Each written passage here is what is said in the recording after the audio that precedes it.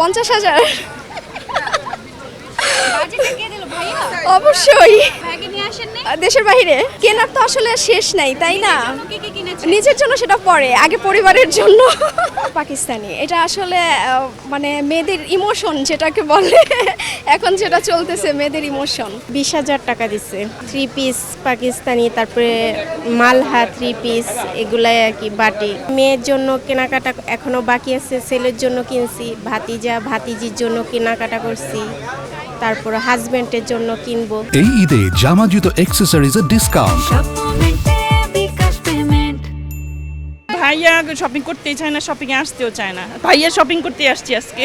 ভাইয়া কেন কম আসলেই দেখা যায় ঝগড়া লেগে যায়, চলে যায়।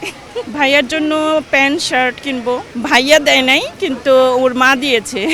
না, উনি গিফট করবে ছেলেকে, এই জন্য আমাকে দিয়ে পাঠাইছে।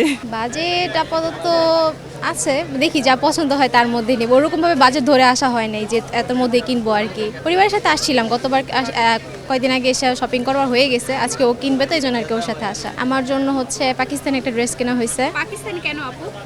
পাকিস্তানটা হচ্ছে ইদানিং মানে কি এইবার পাকিস্তানি ড্রেসগুলো অনেক ভালো চলতেছে, দেখলাম অনেক ভালো ভালো কালেকশন, এই জন্য পাকিস্তানি ড্রেসটাই কেনা। বাবার জন্য এখনো বাজেট ধরা হয় নাই, মানে বাবার দেখি বাবা কিনে শপিংয়ে গেলে বাবা পাঞ্জাবি হয়তো বা কিনবে।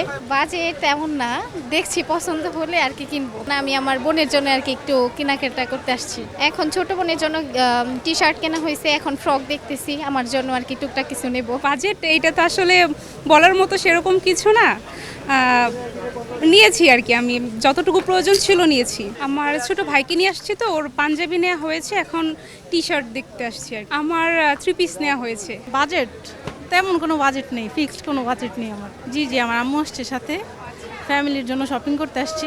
শপিং করা হয়েছে মোস্ট প্রবাবলি আমার ভাইয়ের শ্বশুর বাড়ির মানুষের জন্য।